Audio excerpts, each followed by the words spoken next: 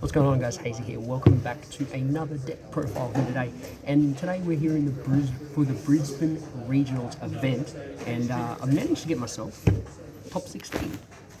So any excuse to do a deck profile. Very nice, man. Very, very nice. Very happy with it. And the leader I did it was trusty old Cell. You guys might remember I did a deck profile not too long ago on Cell when I got my first locals win. So took him to the big stage. It's kind of my boy to collect at the moment, so had to run him. We won't muck around too much. Basically, this is Cell. We'll go through what he does. Activate main. You take a leader. An android from your hand. Tuck it under once per turn. Draw KO something 3 or less, and that's your activate main. You awaken when you got 3 or more under, or your life is at 3 or less. Sorry. When your life's at 4 or less and there are 3 cards under, you draw 1, untap 1, and take 5 life. We go on the other side. Whenever you swing, you place 1 android card underneath, and then you draw 2. Once per turn, you can place 2 cards from underneath, KO something. If you KO something, you gain 5k. Oh, sorry. You gain 5k and critical for taking the 2 cards out. So that's the leader. Let's go into the main part of the deck, and we have our androids. So we can't absorb things without our androids. So no two ways about it. 4 of each. 4 17s, 4 18s, and 4 17 18s. Both have all different effects. So when you play her, she just draws you a card. Pretty simple. Then you tuck her under the leader. This one is searches top 5 for any android card, so no cost. So you can search for your big SCR, you can search for any android basically. And this one actually helped me a little bit with the leader's effect to KO something 3 or less. I was actually able to get a turn 1 awaken today. I was able to KO something. I was able to play out a 17, tuck him under, my leader effect, tuck an android from my hand, and then I was able to KO something. And then when this card, when a skill KOs something, you can play this for free. So play it for free, swing it in, give it a 10k crit, put a bit of pressure, early pressure, then tuck it under, draw a card, and straight away, turn 1, you already at 3 underneath. Massive work. So you can just awaken turn 1, and then you're already awakened. It's not the greatest option because you can't really do too much on turn 1. So ideally, awaking turn 2 when you've got the unison down is the best play. But to apply that early pressure, especially with the critical, you can also, you've already flipped, you haven't swung with your leader yet, you can also get 2 swings of critical in on your first turn, which does apply a bit of early pressure, either forcing cards from hand or you're taking your opponent's life down. The Cell bundle, the roots. Unfortunately, today I picked up my second ultimate deck, so I now have the proper set to be able to do. So we run 2 of the normal 1 cost, 2 and 2 of the other. These 2 have free play effects. This one, when you KO something with a leader card skill, you can play it for free in rest mode, which then goes back to if you even getting this out on turn 1. If all your cards match up, you can get this out turn 1. If you KO the right thing. If you remove the right card, you can be in the 4-drop on turn 1, on your turn 1. This one's a little bit different. This needs a unison in play. When you have a unison play, your opponent has no battle cards, you can play it for free in rest mode. This did come in handy a lot more than this, because there was probably a lot of people sort of know how Cell sort of takes things. So there wasn't a lot of battle cards that I could take with the skill. So this one come in a bit more clutch for me. And this one was just if I needed to play it. Obviously now I have more of the other ones, so these ones can go bye-bye. So now we move into our actual cells, and last time when you're watching this, you'll see this is a little bit different to how I did it last time. Last time, I can't remember my exact ratio, but this time we've just got 3 of the 8 drops and 3 of the 4 drops. I only did have 3, but now I have 4, that's all right. This one, very good, because when you play it from your deck and your hand, you draw a card. And if you've got Unison on board, you draw 2. So that's a big drawing power, that one. And then easily go into the 8 cost. There's not really much need to go into the other one because you do have a lot of KO effects.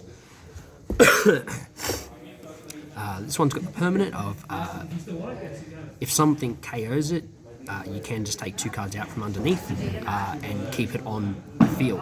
Unfortunately, though, it does fall victim to red a lot with the Realm of God's Ultra Instinct extra card.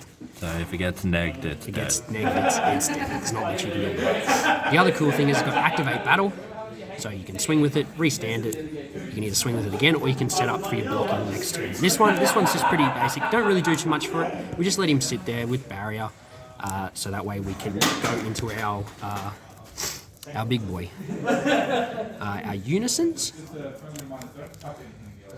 So I had taken it out when I was talking with someone the other day, but I just couldn't let it go. Obviously, we're running 4 of the Vegetos, and this almost won me my, I believe it was my 3rd game, doing the neg 7. Unfortunately, I wasn't able to successor. I was able to do the neg 7, look at my opponent's life, discard 3 cards from his hand, and after I'd already done the perfect 4 cell, so he only had 3 cards left in hand, so I left him with nothing.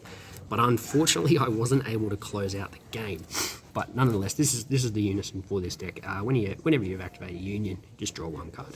And the other one, this actually won me my last 2 games, so I'm very happy that I managed to put it back in. This is a new unison from the later set, Golden Freezer. It has a counterplay. It doesn't counter the attack, but it is like very critical. You can play it on your opponent. It gives you an opportunity to play on your opponent's turn. If it has 4 or more markers when it's played, it KOs the board.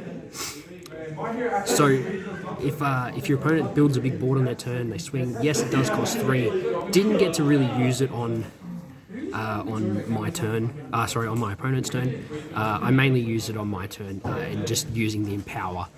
So it has an Empower 4. Most of the time, it's coming in with 7 markers because it's replacing this. This normally has 4 to 6 markers on it, and then we just do the neg 4, give it 10k, and triple strike. It's also a dual attack, and I guess you stand at the end of the turn, and it's a blocker. So it plays good offense and then stands back up for defense. And this, like I said, this won me my last 2 games. I was able to catch my opponent off guard. I believe it was Gogeta BR. I was able to play this and just, he was tapped out, two big swings, and that's it. And then in my second game, I was able to apply a lot of pressure with it, and then just close out two 20k dual swings with 1 life left. My opponent didn't have many cards left in hand. So this Golden Freezer clutched out for me, so I'm so glad that I managed to keep it in. My counterplays, we only ran 3 of the charismatic villains. Didn't see it as much as I probably would have liked to, but it was very handy when it needed to be. I had a match up against Dark Broly. Plays a lot of 6 costs from the warp for very cheap. So play that. Plays the Broly. We can play this and just KO it. So that's a 30k swing we don't have to worry about. So it did its work. Our next little thing is Fire Creators, and the best way, probably to get the most value out of this is using it on your 8-drop that restands. So you pay 1. It's just like a double strike, but this one lasts for the turn. So with the dual attack, with the 8-drop that does restand, this does become very critical because you get 2 double strike swings. You get plus 5,000 and 5,000, so you get plus 10,000. So you're swinging a 30k double strike. So that twice. That's right. So you're potentially got 2 double strike 30k swings coming at you. It's not just that. I versed someone. He put it on his leader in the first two turns. That's the only time it got used today was on my leader because I didn't have I wasn't actually in the 8-drop as much as you probably would have thought with this deck. But I did have a lot of times of swinging with the crit, giving it double crit, and a 30k double crit. It's forces cards from the opponent's hand. So it didn't clutch out any games for me, but it did apply much needed pressure when it was needed to. So next up, we got the big boss play, the perfect 4 cell, which we play from under the leader.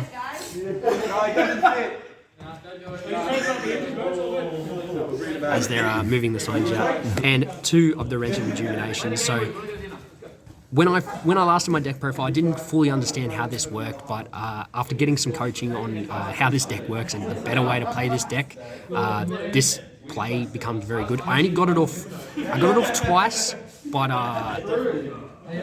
one time was against my U7 matchup, which I ended up discarding my opponent's whole hand, but unfortunately the old sparking 20 and the big 8 drop coming out ultimately foiled me. But at some point you need to try and get one of these perfect 4 cells under your leader and leave him there. And then turn 5 is you pay 5 for the activate main. You can play it from underneath your leader. When you play it, your opponent discards until they have 3 cards left in hand. So that's very, very taxing to only have 3 cards left in your hand. And then if, like I was saying, if you have the unison, you do the -7, they lose another 3 cards. So they're at 0 cards. You got a double strike swing, or the other play is turn 5. You're going into your successor, which unfortunately I was only able to get into once today, and it wasn't after that combo. Super combo choice, no two ways about it. This is the super combo for the deck, especially when you are seeing the 4 and the 8 costs in your hand. Super combo, get rid of it, get it back in your deck because it gets played from your deck anyway. No two ways about it. That is the super combo of choice.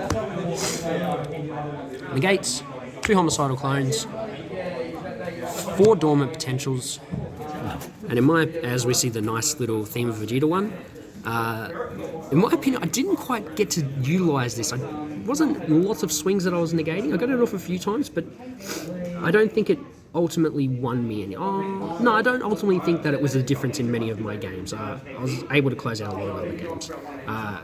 Counterplay, forced breakthrough. So this one, very good against like the floodgates. So life is at 4 or less. Pay 1, your opponent's playing a card, it doesn't hit the board, so things like topos, etc., stuff like that, they'll just get negated. They'll just go to the drop, won't get played, attack just gets negated, and that's it. So, very, very handy. Stop floodgates. And of course the homicidal clones, take a life, create a token blocker, and yeah, I toyed 2, 3, depending on my matchup. I was trying to be smart about my matchups and my sides today. We have 1 copy of Valiant Breakthrough. So this one, I got it off once. I actually got it off in the game where I was able to successor. So when your opponent has 4 or more energy and you have a 4 cost or 6 cost cell in play, you can play it for free and it taps down a card. So you can tap down one of your opponent's energy. The time I did get it off was against at one of the Janemba Mill games I had. He had 2 energy up. I played it, tapped down one of its energy into my successor. So a very handy card. And of course our big boy. And you pulled him again. And actually, as a matter of fact, from some of the prizings that we got, I managed to pull another one of these. So this is the Mythic reprint. I haven't got a first edition one. Maybe I might work at getting one of them one day. But nonetheless, unfortunately, this guy didn't get to see much action today. He only come out once, and he won me the game the one time he come out. So all in all, he did his job. So now we get into our side. 1 extra copy of Homicidal Clones, 1 extra copy of Forced Breakthrough. This was in case I was playing someone that was that I thought Janemba Mill, for example. I thought I might have seen a bit more of a floodgate stop, having to stop floodgate, stuff like that, or the blue matchup if I ran into Gamma with the Android 13s or 14s, whatever they are. 2 copies of the Vegeta Unison. This was mainly a side-in for any barrier removal I need. This was the only barrier removal I had available to me. And I sided it in, I think, once, and I didn't get to use it. So it was good to have it, but at the end of the day, didn't need it. We got 1 Kami, just for that blue matchup, just in case I needed it. I didn't. I sided it in once, but I never used it. Another copy of Charismatic Villain, just in case I played someone that just spammed a lot of cards and just trying to just KO things. This was a cheeky little one-off I discovered for myself. I'm sure other people have seen it. It's just a counter. If your leader card and all your energy are the same color, and your opponent has 4 or more energy, if they activate a counter, a 1-cost counter for free, this negates it. So if I went into the mirror matchup and someone was playing plays a dormant for free on turn 4, no, I say no to that, negates the counter. So it was just a cheeky little one-off that I put in just in case I ran into the mirror matchup, because there's nothing worse than just getting dormanted every turn.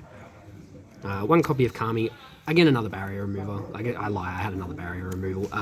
It didn't get slided in today, but still a very handy card to have. 2 Deborahs for in case we ran into any hand destruction, and I thought I was going to run into hand destruction, but turns out I didn't. So he wasn't needed today.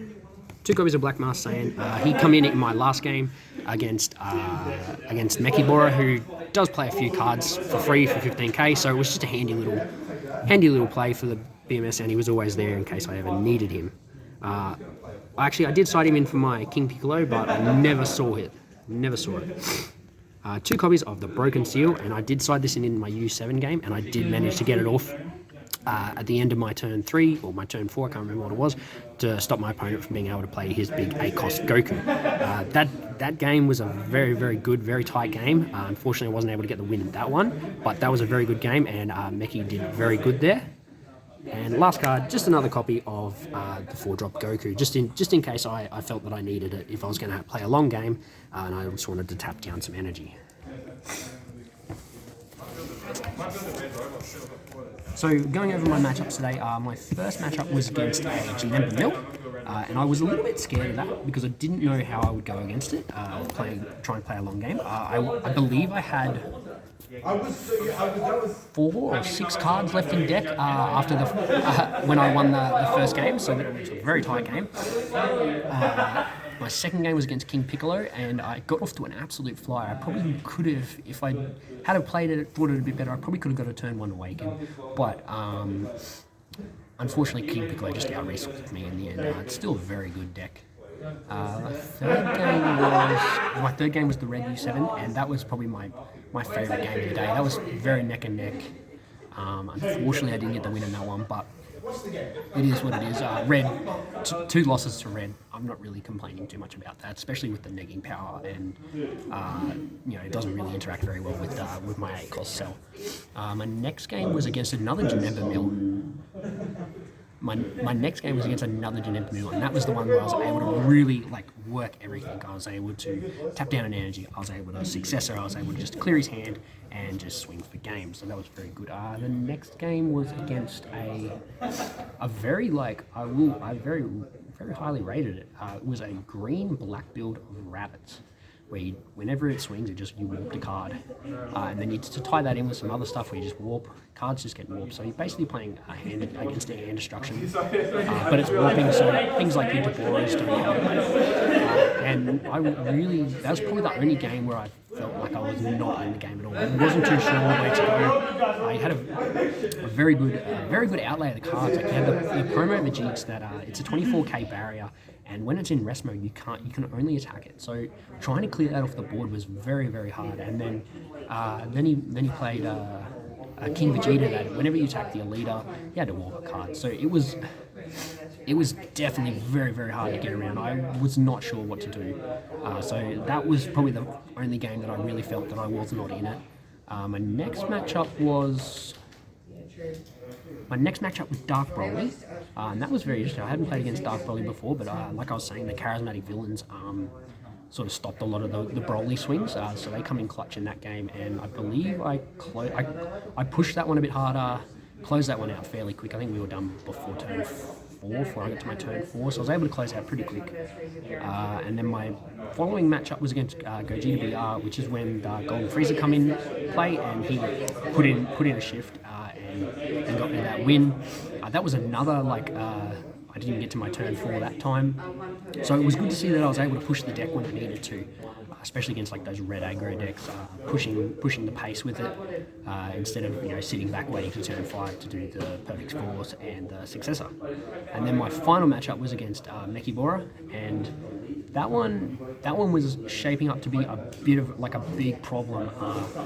Mechibo was warping a lot of stuff from me. I couldn't find a 17 to start my Evolve chain, my Union Absorb chain.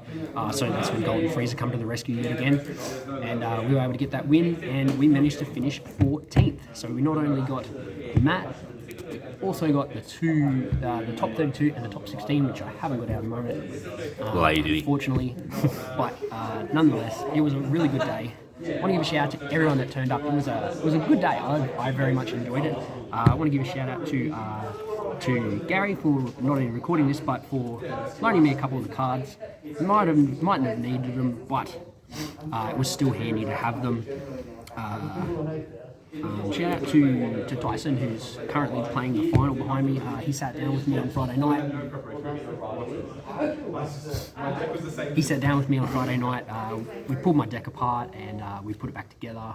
And safe to say, I think that the change definitely it was helpful. Showed him how to use the strike force and everything properly, and showed me over the last couple of weeks a better way to use it and cut my deck down. I find it really hard to let cards go, and I was sort of up around that 58 mark, and he was able to get me down to 50 or 51, and I just, like I said, I couldn't let the freezers go, so I had to put the freezer back in. So I managed to keep it at 53 cards, so I was very happy with that. And yeah, so once again, big shout out to those guys. Big shout out for you guys for checking out the video. If you did enjoy it, please drop a like, and we'll catch you next time.